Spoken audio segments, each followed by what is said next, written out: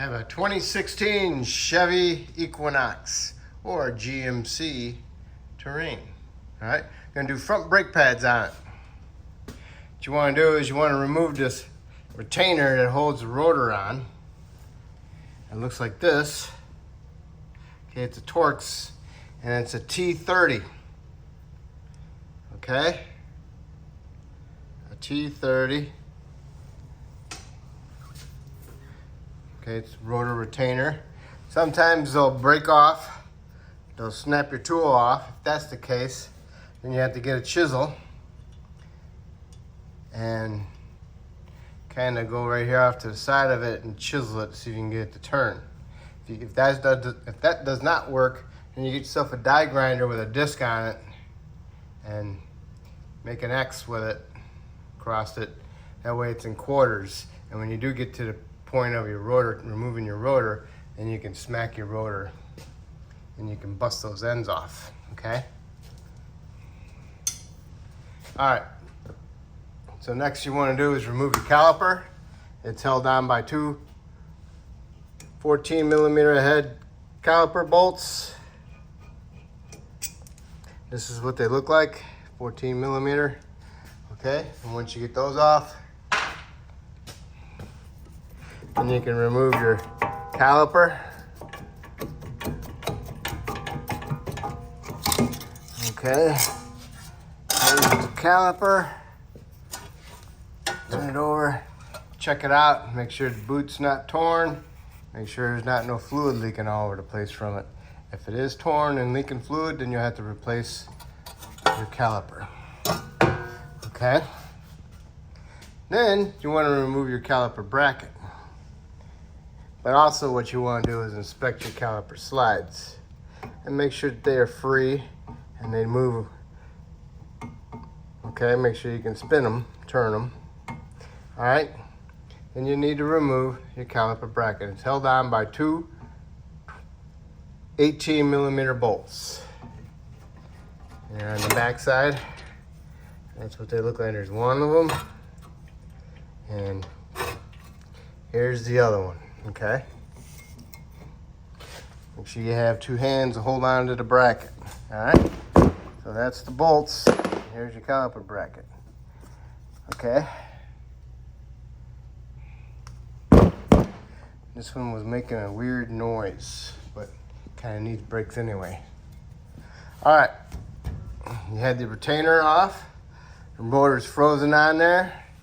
What you can do is spray some penetrant around it, help penetrate, help ease of it breaking loose. Make sure you put a lug nut on it so it doesn't go flying off and landing on your air hose or even your foot. Get yourself a decent size mini sledge, and I'm gonna replace my rotors so it's okay if I hit my rotor surface. But otherwise, what I want to do is smack the hub apart, and the vibration helps bust it loose. Okay.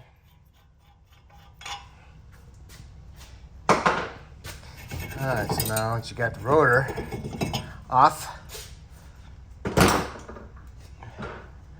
this is what the inside of the rotor looks like. Nasty. Okay. And this is what the hub looks like. Nasty. And it's got rust kind of all the way around it. It's not big chunks of rust, but it's just fine rust that you need to sand it down, wire brush it, make it shiny again.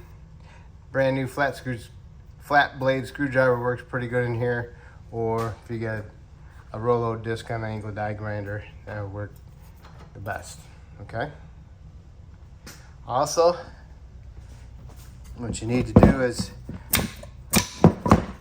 remove your pads from your brackets.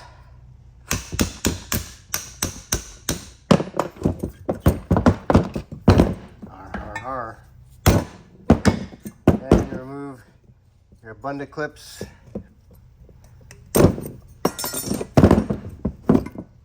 Hardware. Man, that one's on there. Oh. That one's not coming. So, screwdriver in there, pry them up. Okay.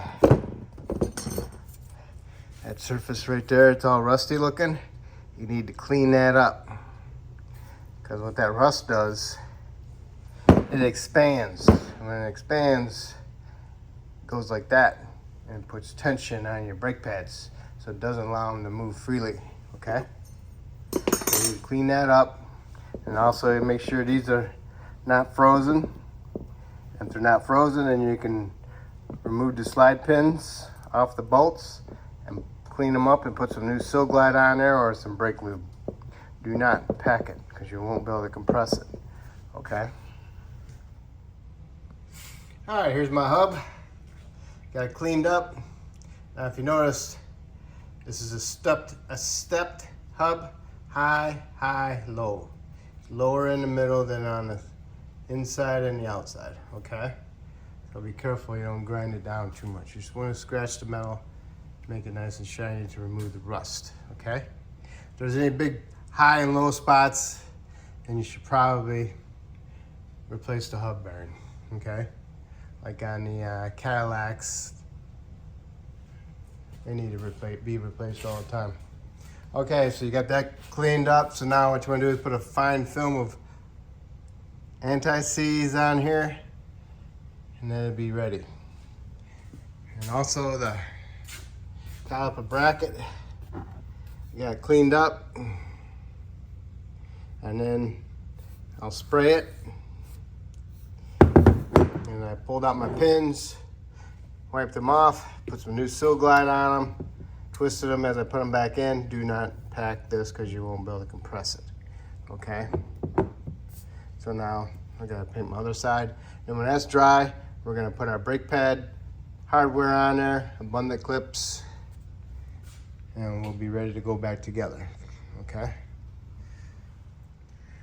Okay, next you need to do is push the piston back in on your caliper. If you don't have this special tool, the ratchet type, then use a C-clamp. Get an old pad, put it on there, and put the C-clamp on there, and tighten your C-clamp up, and it pushes the piston in. Make sure your line is not twisted. Make sure it is not kinked. That will restrict it from pushing the piston back in to the caliper. So be careful with that, all right? And this is the other side. Give you an example of what I'm talking about when how bad they get. That's, yeah, get chunky, okay? Let's see if I try to clean it up. There's a big chunk missing there, a big chunk missing here. We'll see. Let me clean it up and see what it feels like. Okay, here it is. Had some high spots. You just hit it with your chisel lightly, remove them. See, like these dark images, those are high spots. There was one over here. It went away after I hit it with the impact chisel. I just do it lightly to help vibrate it loose. Okay, get it all cleaned up. It's passable. I'll put a light film of anti-seize on it, and if it comes back with a brake pulsation, then I'll know the reason why. But for right now, this one's passable. Okay, that's up to you. If you want to go ahead and spend the money and do it, then that's fine. All right, trying to put your rotors on. Put your fastener back in there, that little Torx one, and snug it up, okay? Then, gonna put your caliper bracket on. Make sure you put your hardware abundant clips in there properly and push down on the, right here on it, because they got little clips that clip into the sides, so make sure they're pushed in all the way, okay? So that way it will sit nice and flat, okay? Now you can put the bracket in there and get your bolts started. These big ones, okay? and these are torqued to 140 foot-pounds. So I'll go 120 to 140. All right, you got the caliper bracket bolts torqued to 120 to 140. Next you need to do is get your brake pads, okay? This is the outer brake pad, doesn't have an indicator, squeaker indicator on it. So what you want to do is you want to push it in there like that and push up against the other side because that acts like a spring. Okay, all right. So push that in there, and push it in. And you want to get the other one with the squeak indicator on it, and that will go on the top towards the rotation of the rotor. All right, you're gonna do the same thing, it's just that you're gonna do it on the inside. What you wanna do is put it in the bottom, and then you wanna start it like that. You wanna get it lined up, and you wanna push in on that little spring light and squeeze it together. Snaps right in. You know, this piece is what I'm talking about. All right, you can feel it, but if you can't feel it, then you gotta get a light in there and you gotta look at it, okay? All right, so now we got that on there. Now all we need to do is get our caliper, swing it on over, line it up, make sure the line is not twisted. Get it on here, get over there, and you gotta push these in, slide pins in, so you can get the caliper over them. And if you got too much Silglide in there, you can't push them in. That's why you don't pack them with Silglide. Okay. All right, so they're lined up. So now all I do is get my bolts on. Get them all started.